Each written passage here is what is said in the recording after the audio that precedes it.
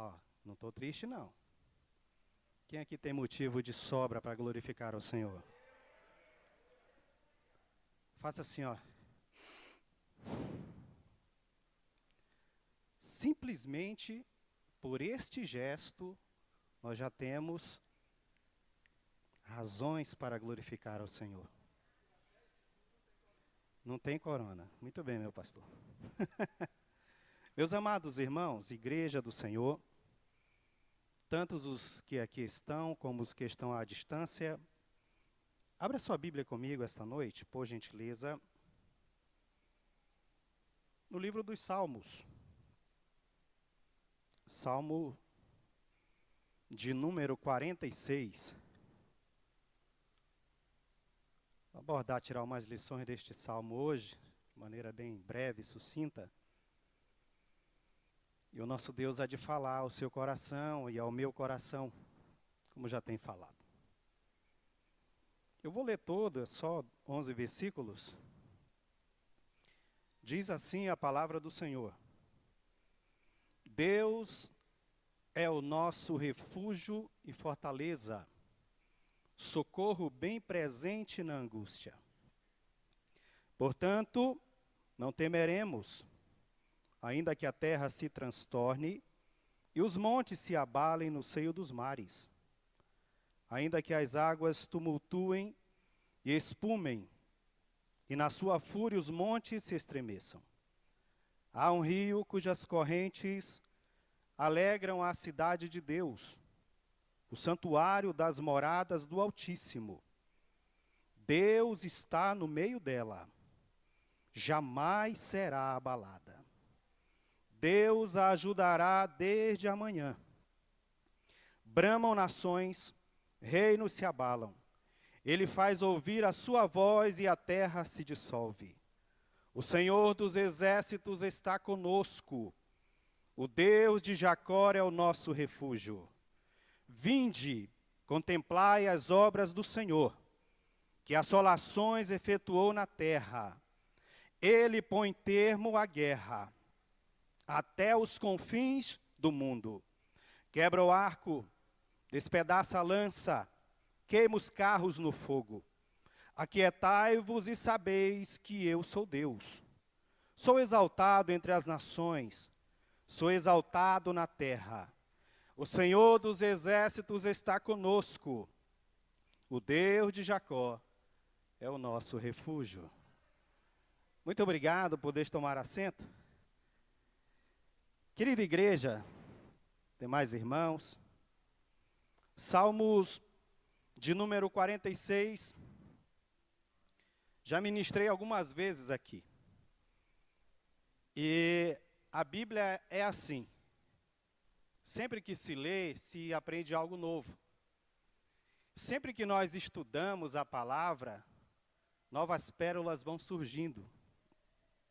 E nesta noite, se eu fosse dar um tema para a minha breve mensagem, seria o versículo de número 10, que diz: Aquietai-vos e sabeis que eu sou Deus. Irmãos amados, quando nós falamos de Salmos, o livro dos cânticos, porque a palavra salmo significa louvores, nós vamos encontrar variedades de poemas, de salmos, de canções, que foram louvores que jorraram de dentro da alma de homens durante o período bíblico. E o interessante destes salmos é que nós encontramos neste livro, canções relacionadas aos mais diferentes momentos vividos por seus escritores. Nós encontramos salmos que vêm externar o que a pessoa estava sentindo e vivendo naquele momento de sua vida. Nós vamos encontrar salmo que trata de alegria, salmo de tristezas, salmo de fé, de desânimo, de gratidão. E isso tudo serve-nos para mostrar que o salvo é diferente. E por que eu digo que o salvo é diferente? Porque quando nós lemos Abacuque 3:19, em meio a uma crise cruel em Israel, ele diz: ainda que a figueira não floresça, e ainda que falte o gado no curral, ainda que o produto da oliveira minta, todavia eu me alegrarei no Senhor e exultarei no Deus da minha salvação. Quando nós nos detemos no livro dos Salmos, nós encontramos salmos que são verdadeiro remédio para a alma. Salmo 23, se fosse cantar, eu já ouvi alguns cantores cantando, dizendo assim: o Senhor é o meu pastor, e nada, nada, nada me faltará. Veja que coisa. Existe o Salmo também 137, que eles estão presos na Babilônia, no cativeiro, e eu já vi um cantor muito bom, antigo, cantando: às margens dos rios da Babilônia, nos assentávamos e chorávamos, nos lembrando de Sião. Olha que coisa, irmãos, tremendo. E tem um outro também que o salmista Davi diz assim: Senhor, tu sondas e me conheces. Tu conheces o meu deitar e o meu levantar. Tu me esquadrinha, tu me conheces perfeitamente e completamente. E por que eu estou falando isto? Porque o Salmo 46 também é um cântico, irmãos. E o fundo histórico deste salmo é um acontecimento sobrenatural.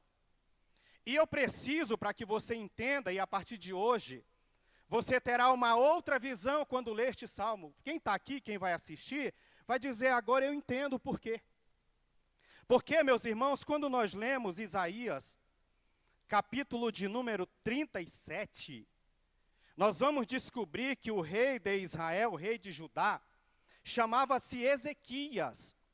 E Ezequias, quando ele assume o trono, ele promove um verdadeiro avivamento na nação de Judá. Ele sai destruindo todos os ídolos, pondo por terra os altares, e ele vai instituir o culto ao Senhor. Ele vai estabelecer novamente a ordem correta das coisas. E qual é, pastor, a ordem correta das coisas? Adorar ao Senhor teu Deus acima de todas as coisas, somente Ele é digno de louvor e de adoração. Ezequias, então, ele promove um avivamento naquela nação. E a Bíblia diz que naquele tempo os assírios eram a nação que dominava, dominante. Onde eles chegavam, eles iam conquistando tudo. E eles chegaram, a Bíblia diz aqui, que eles começaram a conquistar as cidades fortificadas de Judá. O reino do norte, cuja capital era Samaria, vai ser levado ao cativeiro em 722 a.C. pelos assírios. Agora ele vai em uma campanha contra o reino do sul, Judá. E quando ele se depara com Judá, a Bíblia diz que ele começa a conquistar as cidades fortificadas. Ele começa a sitiar e começa a derrubar e começa a conquistar. Mas aí, meus irmãos, vai acontecer algo muito tremendo. Este conquistador, ele vai mandar uma comitiva para Jerusalém. Ele vai mandar uma comitiva com ameaças para o rei de Jerusalém, que era Ezequias. E Ezequias, quando ouve aquela palavra, quando ouve aquela ameaça da parte de Senaqueribe, ele fica angustiado, ele fica até atribulado e preocupado, mas ele toma atitude. E a atitude que o rei Ezequias toma, primeiramente é ir à casa do Senhor. Ele vai à casa do Senhor pedir direção de Deus. E aí o Senhor Deus, que ouve nossas orações, que ouve o nosso clamor, o nosso gemido, que nos conhece muito bem, envia o profeta Isaías para levar uma palavra de ânimo para ele. E a palavra que o profeta chega dizendo é a seguinte: Ezequias, servo de Deus, Deus te conhece muito bem. Sabe quem é você e qual é o teu proceder. E a palavra do Senhor para ti neste momento, que, percebam, não era apenas um momento de crise, era um momento de terror. Porque os assírios eram um dos povos mais cruéis, se tratando de subjugar nações. agora está à porta do seu reino, à porta de Jerusalém, e a ameaça está aí, e Ezequias vai tomar uma atitude. Ele vai à casa do Senhor, e a Bíblia diz, depois leia, Isaías capítulo 37, a Bíblia diz que Ezequias pega a carta de ameaça, vai para o templo, apresenta a carta diante do Senhor e ora ao Senhor pedindo misericórdia, pedindo socorro, pedindo auxílio do Senhor, porque ele sabia que ele e o seu reino não seriam capazes de segurar o ímpeto dos assírios. E agora, nós voltamos para o Salmo de número 46. E aqui neste Salmo, esta noite, eu trago algumas revelações para lhe entregar essa noite. A primeira delas, já que nós compreendemos o fundo histórico e o que se passava na situação em que este Salmo foi escrito, foi cantado, é que havia ameaça, que havia terror, havia medo. Mas aqui, meus irmãos, nós vamos encontrar em primeiro plano a proteção de Deus, diga a proteção de Deus. E aí quando nós olhamos do versículo 1 ao versículo 3, é muito lindo o que Ezequias provavelmente escreve, cheio de Deus. Ele diz assim: Deus é o nosso refúgio. Deus é a nossa fortaleza. Deus é socorro bem presente nas tribulações. Percebam, ele diz assim: Deus é tudo que nós precisamos. Deus é tudo que nós carecemos para enfrentar momentos de crises e momentos de terror. Deus é mais que suficiente para cumprir em nós o seu querer e efetuar em nós a sua vontade. Ele está dizendo o seguinte: Deus é socorro bem presente nas tribulações. Irmãos, e quando o crente fala de tribulação, é impossível um cristão não passar por tribulações. O próprio Cristo disse assim: no mundo tereis aflições. Poderia ter dito também tribulações, mas ele diz assim: tem bom ânimo, eu venci o mundo. Aleluia! Jesus diz: eu venci o mundo, eu garanto a sua vitória. Eu garanto o seu descanso em meio à guerra.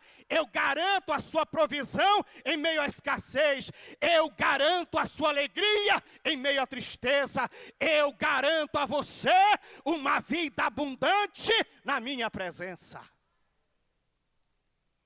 Nas tribulações, Deus é a proteção nas tribulações. O que é tribulação, pastor? Refere-se a pessoas em lugares apertados, encurraladas, num canto e incapazes de sair dessa situação. Isto é pessoa em tribulação. E aí vocês se lembram quem estava atribulado?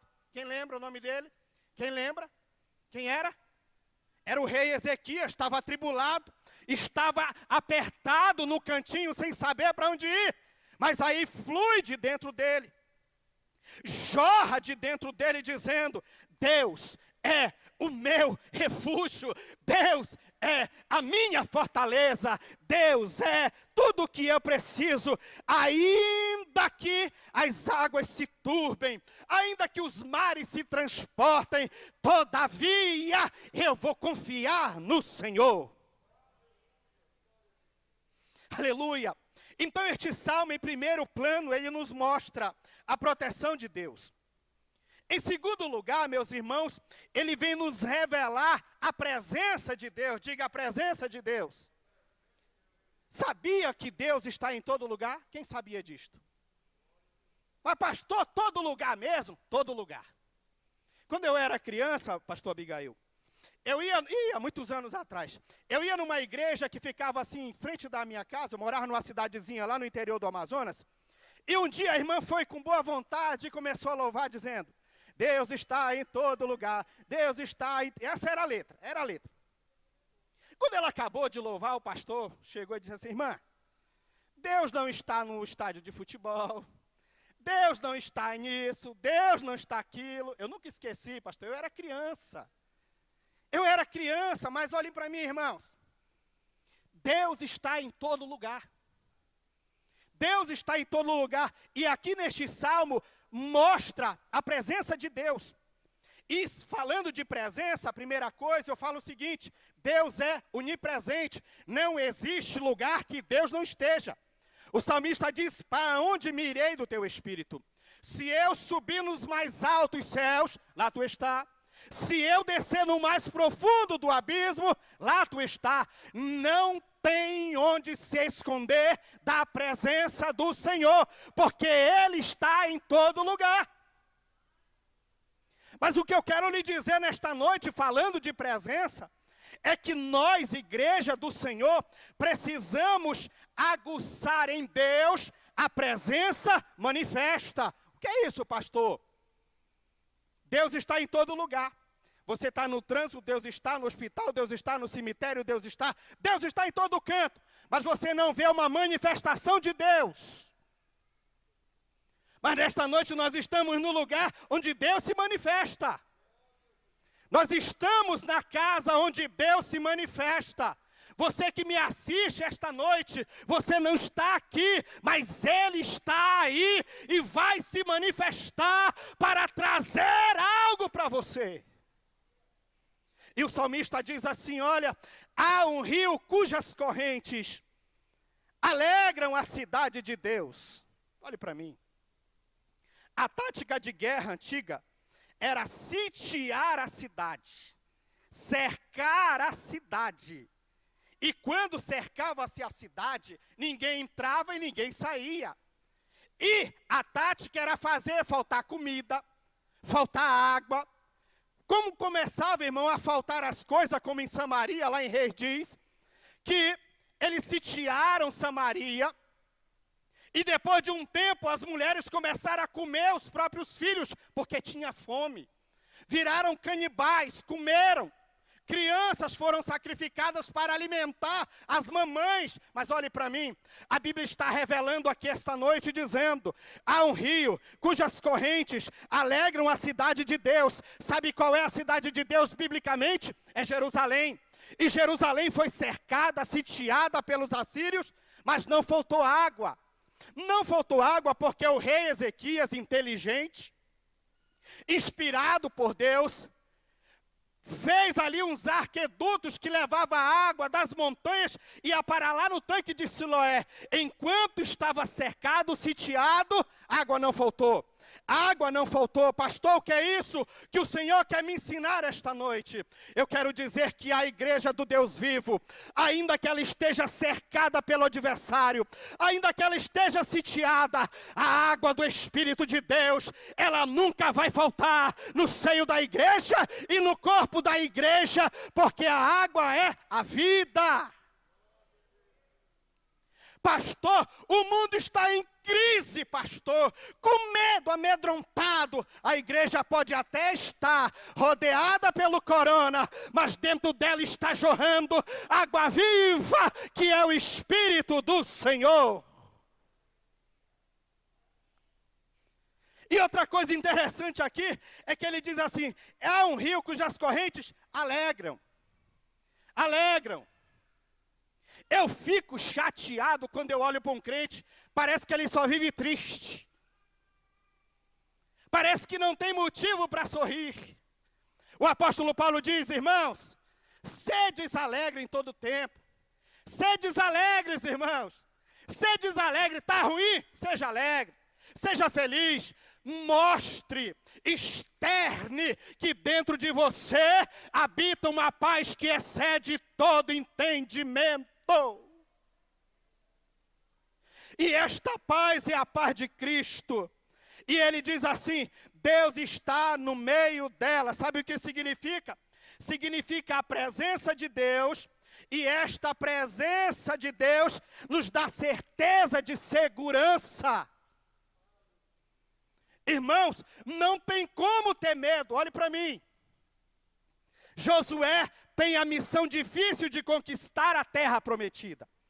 Depois de cruzar o Jordão, ele está orando lá nas campinas ali de Jericó, e de repente aparece um homem diante dele, com uma espada na mão. Josué diz: quem és tu? Tu és mas dos nossos inimigos. Ele diz, não, mas eu venho a ti como príncipe dos exércitos do Senhor. E a Bíblia diz que Josué se lançou em terra e adorou. Sabe quem era ele? Era a encarnação do próprio Deus. Era o Deus em forma de teofania dizendo, Josué, eu estou contigo. A vitória é garantida. Peraí, papai. Mas tem Jericó ali, o muro é tão largo que Raabe mora em cima, tem casa em cima, carros passam em cima dele, como é que cai? Não te preocupa, acredite na minha palavra e espera o milagre acontecer, porque eu sou Deus que faz milagres. Aleluia. Ezequias está orando no templo, e o Senhor manda Isaías dizer, não te preocupes, ele não chegará nem perto. Senaqueribe não vai entrar aqui, não vai sequer soltar flechas contra esta cidade, porque eu, o teu Deus, estou garantindo para você, aleluia, praga alguma chegará à tua tenda, praga de ímpio não chegará à tua tenda, corona não vai chegar, e se chegar, vai sair em o nome de Jesus, e você vai glorificar o nome dele. Aleluia. Percebam, meus irmãos, presença de Deus, presença manifesta. Nós precisamos aguçar a presença manifesta de Deus. Porque quando Deus se manifesta, alguma coisa sempre acontece. Quando Deus se manifesta no meio do povo, alguma coisa sempre acontece. Pastor, como é que eu sei que Deus está no meio? Não é difícil de perceber.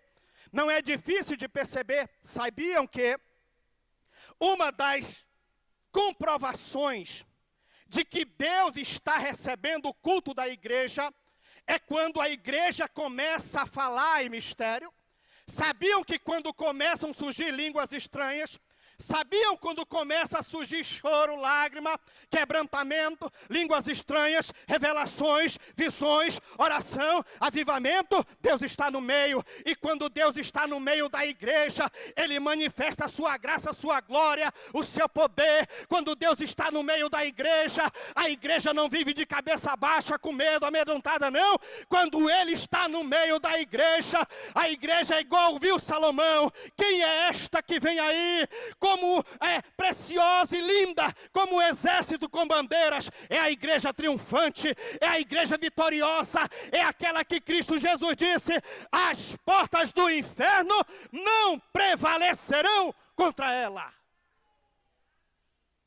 Aleluia. Então, queridos irmãos, o Salmo mostra para nós proteção de Deus, presença de Deus. Ô irmão, como é bom falar de presença. Eu acho muito bonito quando Moisés está lá no monte, lá no deserto do Sinai. Vai, não vai, vai, não vai, vai, não vai. Ele diz, Senhor, é o seguinte, se o Senhor não for conosco, não nos faça arredar o pé daqui. Se o Senhor não for conosco nesta jornada, Senhor, Moisés está dizendo para Deus, não nos faça nem mover um passo daqui. Sabe o que eu entendo nesta noite com isto? Moisés está dizendo assim, eu sei que a jornada é longe. Eu sei que a jornada é longa. A jornada não são 40 dias, são 40 anos. E durante 40 anos, muitas coisas vão acontecer. Pessoas vão morrer no deserto, vão. Pessoas vão nascer no deserto, vão. Guerras terão no deserto, teremos sim. Mas uma coisa, ó Deus, eu não abro mão. A tua presença tem que ser conosco. Porque se a tua presença for conosco, nossos inimigos serão expelidos da nossa presença. E nós passaremos em paz e herdaremos a terra prometida. Quem aqui esta noite está caminhando em direção à terra prometida, quero dizer que Deus está presente e nos conduzindo. Terceira coisa que eu encontro aqui neste salmo é o poder de Deus. Diga, poder de Deus. Eu não sei quem notou aí, mas eu falei 3 P's aqui esta noite. Eu falei primeiro P de Deus, proteção. Segundo, presença. Terceiro, poder. Perceba o que acontece aqui. Ele diz assim do versículo 8º ao versículo 11º. Ele diz assim: vinde contemplai as obras do Senhor, que assolações tem feito na terra. Ele faz cessar a guerra até o fim da terra. Quebra o arco, queima a lança, quebra a lança, queima os carros no fogo. E aí ele diz assim: aquietai-vos e sabeis que eu sou Deus. Eu sou Deus. Olhem para mim. Ezequias está no templo, orando, recebendo. Deus está falando: olha o seguinte, você só precisa fazer uma coisa. O que, Senhor? Acreditar que eu sou Deus. Eu sou Deus. Não há impossível para mim, Ezequias. Não há nada impossível para mim, Abigail. Não há nada impossível para mim, irmã. Não há nada, diz o Senhor. Não há nada que eu não possa fazer. Na hora que eu quero fazer, eu faço acontecer. O rei está atribulado no templo. O rei está orando, gemendo, clamando. E o Senhor diz assim, ó: não te preocupa, porque depois disso tudo aqui passar, eu vou te dar um poema. Você vai escrever. Daqui a tantos 1000 anos, ele estará em Bíblias no Brasil e no mundo. E as pessoas estarão dizendo: vinde contemplai as obras do Senhor. Vejam o que ele tem feito na terra. Ele faz cessar a guerra. Ele põe fim às nossas lutas. Isso aqui é muito lindo, irmãos. Sabe qual é o cenário aqui? Senaqueribe diz: vou invadir. O Senhor diz: não vai. Vou chegar. O Senhor diz: duvido. Eu duvido que tu entre aqui. E tem um versículo aqui interessante, ó.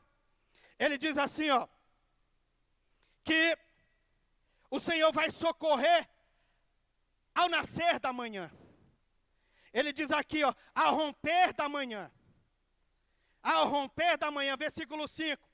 Diz assim: Deus está no meio dela, jamais será abalada. Deus ajudará ao romper da manhã. O que é isso, pastor? A noite começou. Está indo noite em direção ao dia seguinte, ao amanhecer. E nesta noite, enquanto o rei Ezequias está lá em Jerusalém, clamando misericórdia para Deus, com boca no pó, Deus está agindo. Diga assim: Deus está agindo. E como é que Deus agiu, pastor? Depois você vai ler. Eu vou dar uma palhinha para você. Deixa eu imaginar um pouquinho assim, olha. Deus está olhando, dizendo assim, é o seguinte: meu servo está lá com a cara no pó. Já disse que vou dar vitória para ele. O que tu vai fazer, pai? Eu vou mandar um anjo para resolver a situação para ele. Quantos anjos, irmãos? Um anjo para resolver a situação. E eu faço questão de ler o que está escrito aqui. Perceba o que está escrito aqui. Isaías capítulo 37, versículo 29. O Senhor diz assim: por causa do teu furor contra mim, Deus está falando ao rei da Síria, porque a tua arrogância subiu até os meus ouvidos, eis que porei o meu anzol no teu nariz, e o meu freio na tua boca, e te farei voltar pelo caminho por onde vieste. Isto te será por sinal. Este ano se comerá o que espontaneamente nascer, e no segundo ano o que daí proceder. No terceiro ano, porém, semeai e colhei, plantai vinhas e comei dos seus frutos. Mas diz aqui o versículo 33, pelo que assim diz o Senhor acerca do rei da Síria: não entrará nesta cidade, nem lança nela, nem lançará flecha alguma nela. Não virá perante ele com escudo, nem há de levantar tranqueiras contra ela. Pelo caminho por onde você veio, eu vou fazer você voltar, porque eu defenderei esta cidade para livrar por amor de mim e por amor do meu servo Davi. Acabou aí, pastor? Não acabou aí. que vai acontecer? A Bíblia diz então, versículo 36, então saiu o anjo do Senhor e feriu no arraial dos assírios a 185.000 soldados. Quando o dia amanheceu, irmão, era 185.000 cadáveres no chão. Quando o dia raiou, a Bíblia diz, o salmista cantou, Deus ajudará a romper da manhã. A Bíblia está dizendo aqui, quando o dia amanheceu, não precisou Ezequias pegar em arma, não precisou Ezequias se atribular, o Senhor deu a ordem, e quando Deus dá ordem, a coisa acontece, o livramento chega. O salmista diz, o choro pode durar uma noite, mas a alegria virá pela manhã. 185.000 soldados foram exterminados, o exército desbaratado e o nome do Senhor Deus glorificado na vida de Judá e de seu rei Ezequias. Já termino aqui, meus irmãos. Ele diz assim, vinde e contemplai. Parece que eu vejo ele dizendo assim, pessoal, chega nas muralhas aí e olha o que Deus fez. Olha o que Papai do Céu fez, exterminou o exército todinho de Senaqueribe. Ele foi embora e nós estamos livres desta ameaça para a honra e para a glória do nosso Deus.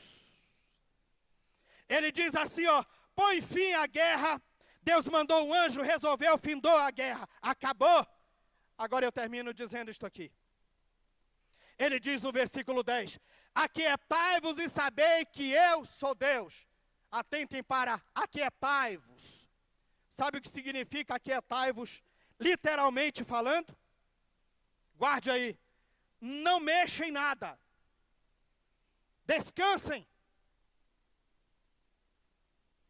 Eu não gosto muito, não entenderam, não gosto, mas vocês não entenderam não. O salmista diz assim, aquietai-vos e sabeis que eu sou Deus. Sabe o que está dizendo Deus? Não mexe nada. Não mete a mão na situação. Você já entregou para mim? Quem já entregou para Deus aí? Quem já entregou para Deus aí? Se não entregou, entregue. Depois que você entregar, não fica metendo a mão. Não fique mexendo não, porque você entregou as mãos nas mãos do Senhor. E o salmista diz assim, aquietai-vos, entregue, descanse. Em meio a um período como este que nós vivemos, a palavra de Deus para mim e para ti é, aquietai-vos, aquietai-vos, e sabeis que Ele é Deus. Fique de pés, por favor. Cadê o tecladista abençoado, santo, lindo, bonito? Ele correu, mas ele está vindo.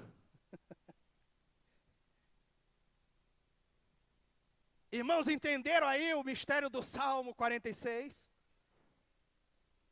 Entender, teve alguém que entendeu. Mas olha aqui para mim, ó. O Senhor manda dizer esta noite, aquietai-vos. Não fique arrancando os seus cabelos. Não passe a noite em claro sem dormir. Não deixe esse espírito de medo, de temor, de terror, esse espírito de angústia dominar a tua mente. Hoje repreenda-o em nome de Jesus. E aquiete-se, aquietai-vos, entregue, confie, porque Ele está cuidando de nós. Aleluia. Aquietai-vos e sabeis que eu sou Deus. E ele diz mais, sou exaltado entre as nações, serei exaltado em toda a terra. E o salmista termina dizendo, o Senhor está conosco, o Deus de Jacó é o nosso refúgio. Levante sua mão e ore comigo essa noite. Mas ore assim, dizendo, Deus, Tu és a minha fortaleza, Tu és o meu lugar forte, Tu és o meu rochedo, o meu libertador, Tu és o meu Deus, o que tudo comanda, que tudo governa. Tu és o Deus que tudo opera, Tu és o Deus que tudo pode, és o meu Deus. Pai, em nome de Jesus, nessa noite, Tua igreja está reunida neste culto.